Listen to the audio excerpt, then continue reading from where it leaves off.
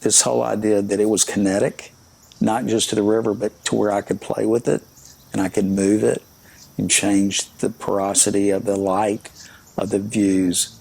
It became personal. It's a home. I mean, it is a home, and it's a lovely place to live.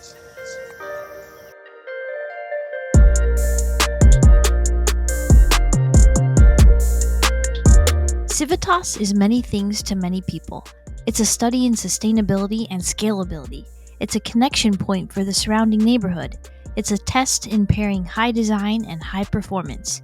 And for Barry Yoakum, the architect behind the project, it's also his family home and an opportunity to pay homage to a place that's near and dear to his heart. And Barry is all too keen to welcome the community in to tell the story of the appropriately named home, Civitas, which is Latin for community or social body of citizens. So welcome. Come into Civitas.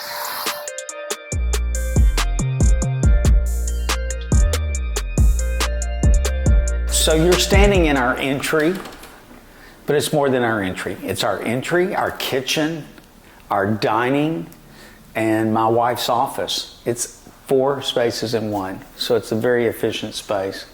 The materials in here are polished concrete.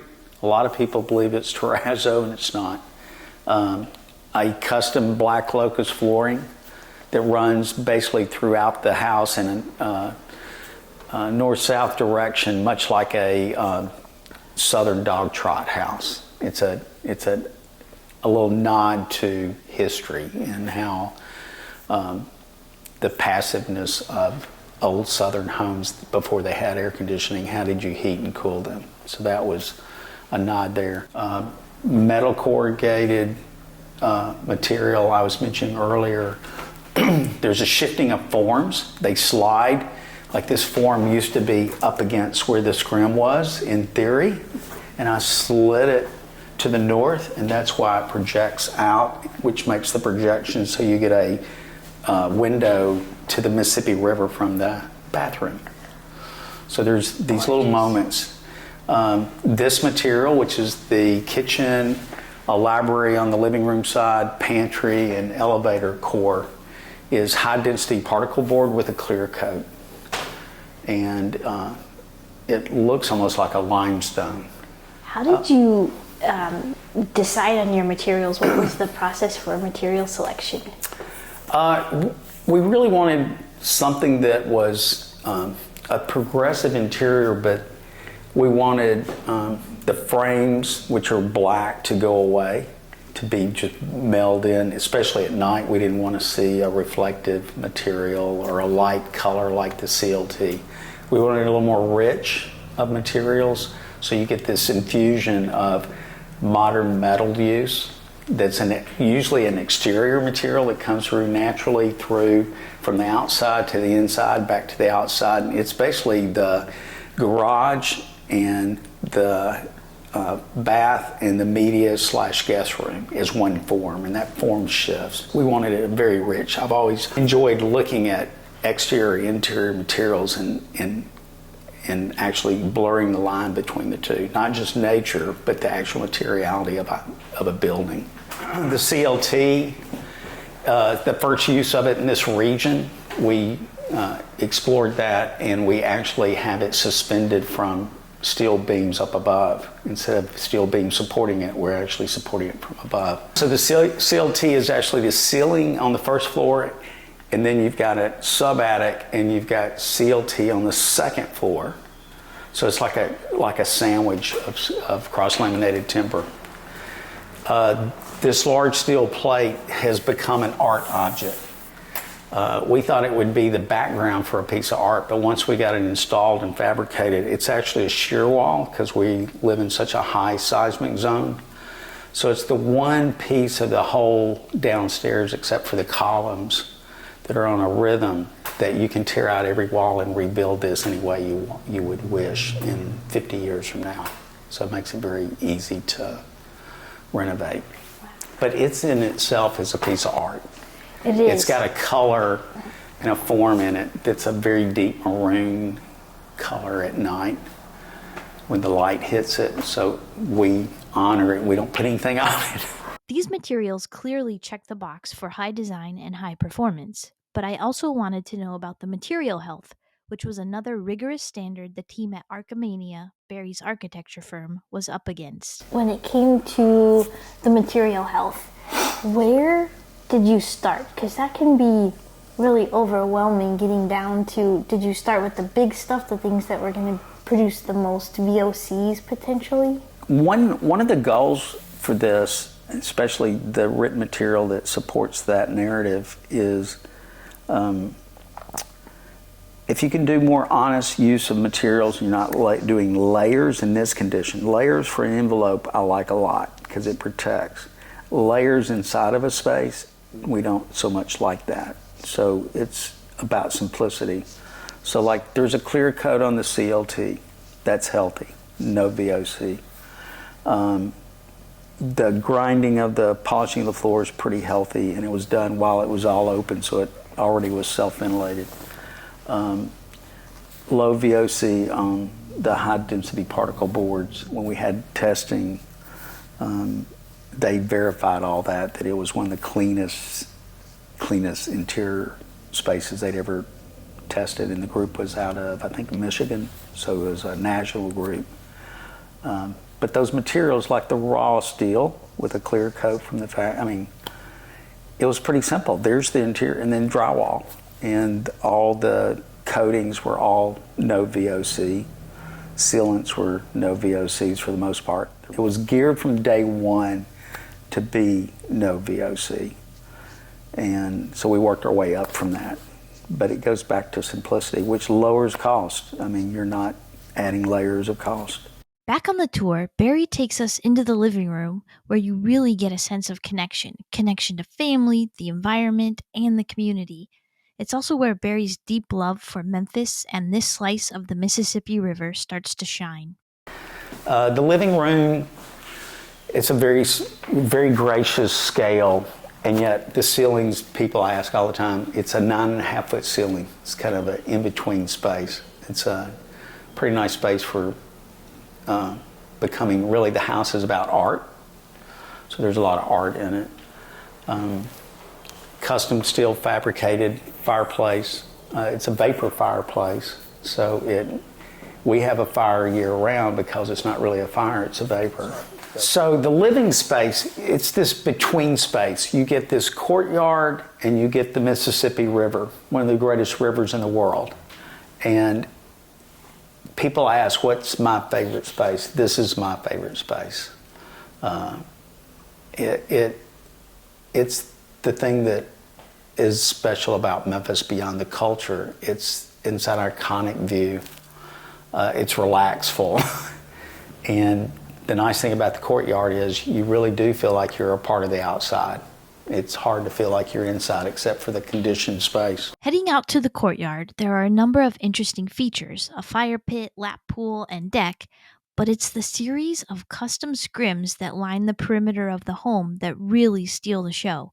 And as you peel back the layers on these, they become even more intriguing. You can feel the heat of the summer, and yet when you walk through down along here, feel how much cooler it is once you walk from part of this space to the protected space.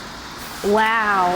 Yeah, isn't that crazy? This expresses the whole value of when we talk zero energy, zero carbon. It becomes what you asked me before. It's this passive moment that started my whole career. This is really effective. This is not just for show. This is real effective passive design. If you notice the variation, it's a tighter weave at the top and a wider at the bottom. So the tighter at the top knocks out the sunlight better. That wow you heard was genuine. You could feel the difference immediately, not just in terms of thermal comfort, but on the building itself. In a matter of minutes, the section of corrugated metal cladding that was no longer shielded by the scrims was warm to the touch, while the other sections remained cool. But these scrims also served a couple other purposes. And in a moment, you can change these. So I really wanted a house that I could play with. But the play would have a visual effect, because I can change the way the facade is read from the outside. It also gives us, at nighttime, you can imagine, it gives us privacy into the living because we don't use drapes and shears and stuff on the house. This idea of movement and kinetics is evident throughout the exterior of Civitas. And while part of that was Barry's inner child coming out, which, by the way, it seems all good architects are kids at heart, it was also a tribute to the adjacent Mississippi River. The overall form of the house also mirrors the tugboats that go up and down the river. The compositions, you'll see moments where if you really start studying it, you'll start to see different forms move. So the forms shift and move throughout the house. And it's about movement because that's what the river is about. If you were to watch the tugboats, because we have lots of tugs that go up and down the river every day. This is a major artery. It's like a highway. So when you look at some of these tugs, you'll start to see this stacking of form on tugs, on the tugs themselves. And that you'll start to see those forms coming out and how this is a stacking of form. Civitas may not exactly blend into the new urbanism aesthetic of the surrounding homes, but it has become an important part of the community, and that was one of Archimania's goals, to create a space that would actively engage and interact with the neighbors. This whole interactiveness of the porch to the streetscape, to the sidewalk, this is as close as I could get it and still be in a legal parameter. So the idea, we really wanted to touch and reach out to people. To that end, Barry and his team also placed a QR code on the side of the home as an educational component and created a pocket park just behind the house for the community to enjoy and to attract pollinators. These seemingly subtle details create what Barry calls moments, and these moments are layered throughout Civitas. They create a very human experience and add the delight of discovery as you journey through the home. And as we head back inside, Barry points out some of these Easter eggs that are easy to overlook by the untrained eye, but there's no doubt they're felt. There's lots of nooks and crannies in this house that create space and create moments, but you don't have to place something there. It's whether you enjoy it. It's like the little detail of the little tiny skylight above the staircase. A lot of people never notice it. It's a very subtle thing, and it depends on what time of day. Like right now, if you go over there, there's probably a beam of light hitting that copper sculpture. So there's those moments. The little 1/4-inch reveals everywhere. They're consistent. And on the outside, there are 3/4-inch reveals everywhere consistent. So it's a craft. It's fun. The pleating of the metal that shows off the work of a craftsperson, somebody that's a metal maker that knows how to put that together. It's crafted, and little subtle details, how the decking material all goes and flows, and it's the same detail all the way through. So all the space, when we look at space, it doesn't mean it all has to be filled up. It's different moments. Mm-hmm. You can find a place that's different through the whole house. It's not about rooms, it's about creating space. So when you think about it, I took you on a tour and let you look from the master looking toward the 4th bedroom Lego room, but then you turn around and you look back. And it's purposely about art at this moment. The gallery, it could have had a window directly to the river, but the desire was not for that. It was really to show off art. That's what this is all about. And make no mistake, while Civitas was built to meet a number of rigorous standards, it was designed for the human experience. Barry spent time observing how he, his wife Kathy, and stepson Cruz lived, what was missing, what was working, and what they desired for their new home. But he also considered how other humans would experience Civitas inside and out. The result was a holistic design layered with detail, lots of discoveries, and a high level of craft.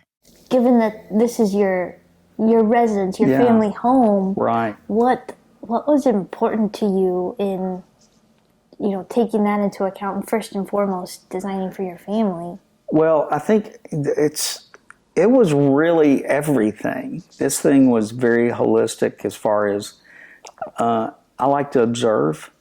So I got to observe Kathy and Cruz and us early on in Sky Cottage and another house that I did years ago. And watching and hearing what we were missing in our other home and what we wanted. But as an architect, somebody from Memphis, it meant a lot. One, this is a special site. There's very few sites on the Mississippi River. The influence of the river, how the house wanted to feel kinetic, which is why the skin's got this scale feel, this tile movement. It's the seams go in different directions, so you get different light in different parts of the elevation. The forms are stacked, and they're relating to the tugs, because the tugs, it's a platform of a boat, and it's got a cabin, and it's got a nest, a directional thing. So there's a connection to the form that floats up and down the river. But also we're on a bluff, and making that connection, being very grounded to it, was important. And I've got a drawing that I did a building, first thing I drew when I was at 9th, 10th grade is ink, and it was a building that was going to be on the bluff. I never dreamed we'd even be around the bluff, but that's, as a kid. So there was a lot of that, but this whole idea that it was kinetic, not just to the river, but to where I could play with it, and I could move it and change the porosity of the light, of the views. It became personal.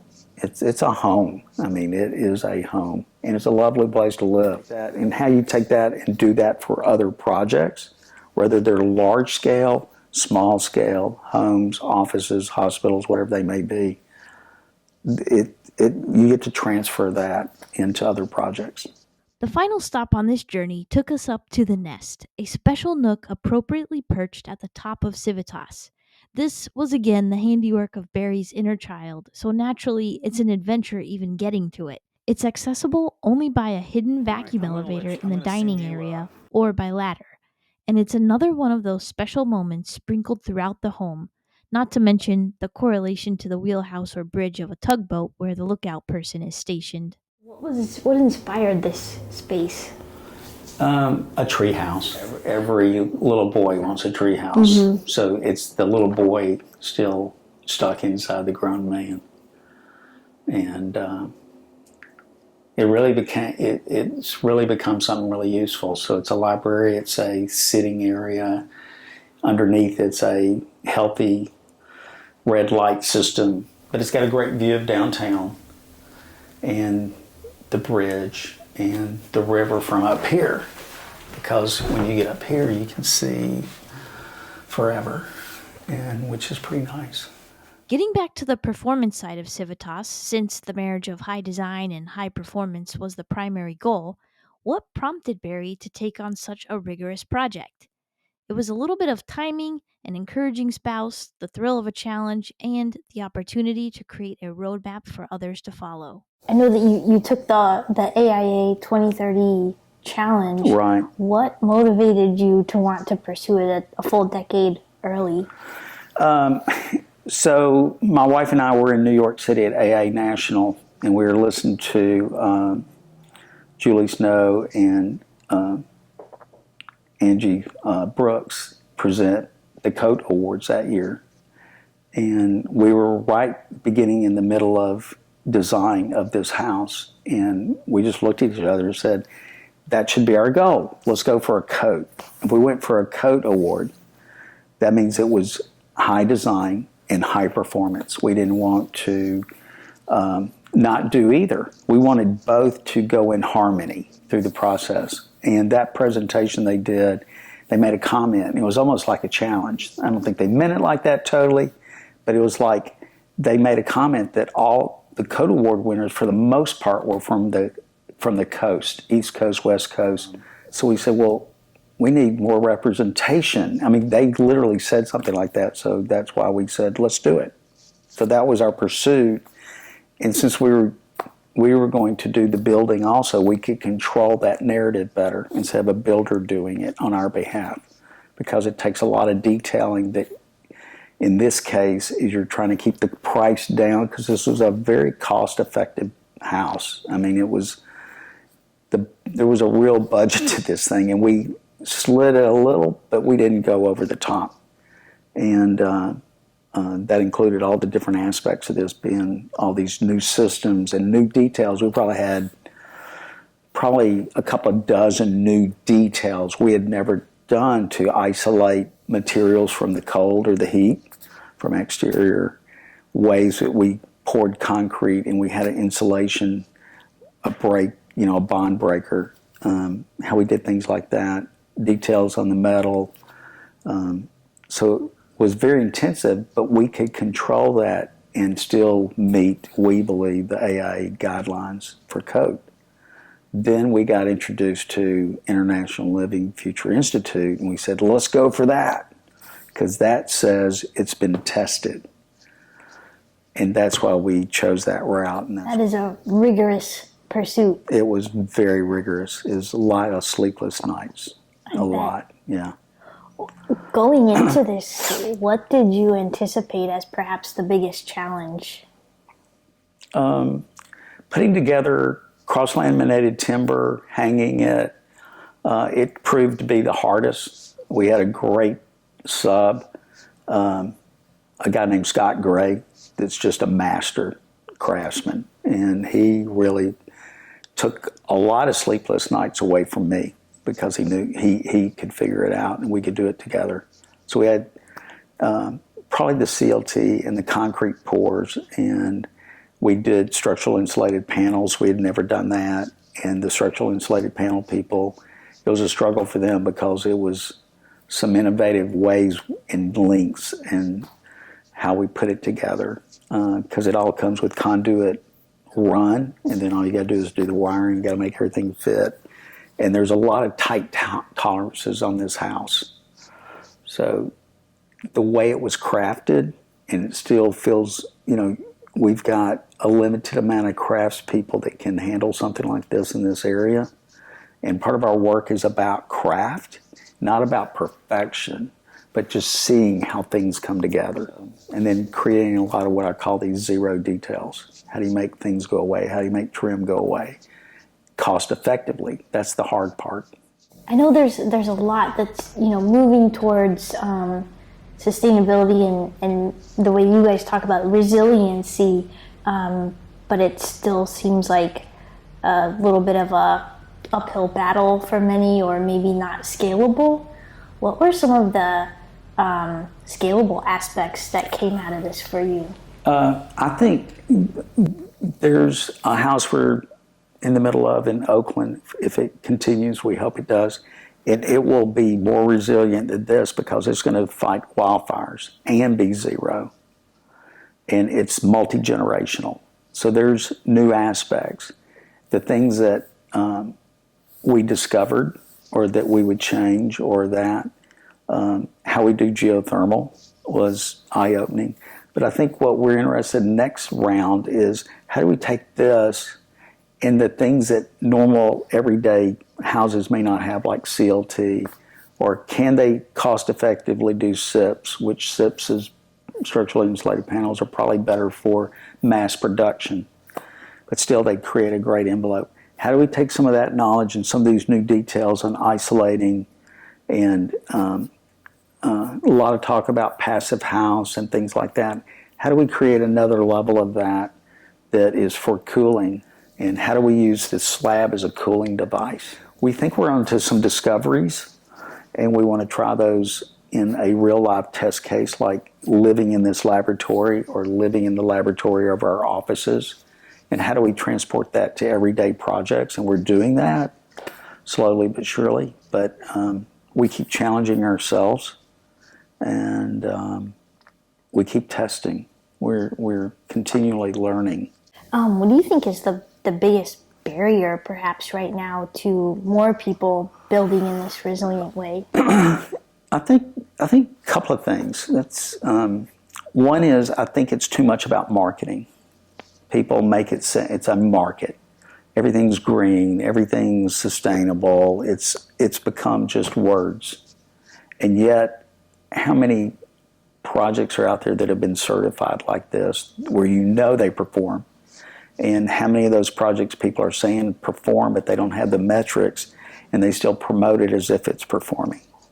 I think also on the AI framework, I think there's a tendency that all 10 items are equal, and they are important, but I think we're still a little scared of carbon.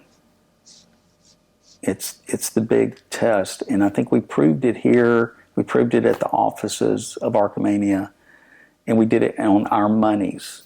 It wasn't a client's money, and that's really difficult in itself because we had to look at ourselves and say, okay, are we spending it wisely, and where do we want to spend it, just like we do for a client. I think the challenges I put forth when I'm at a university or a talk is we have to do it. If somebody's going to hire us to do it, we got to say we can do it. And to go to zero, if you can't say you've done a zero, I challenge and say do it for yourselves. Do one project, take one small project, invest your time, and show how it can be a zero carbon, zero energy project. It's much easier to do many of the well things, the water things, other pedals, other principles of AA 2030 Challenge. It's the carbon that's the hard one. You can do it. We've proved you can do it.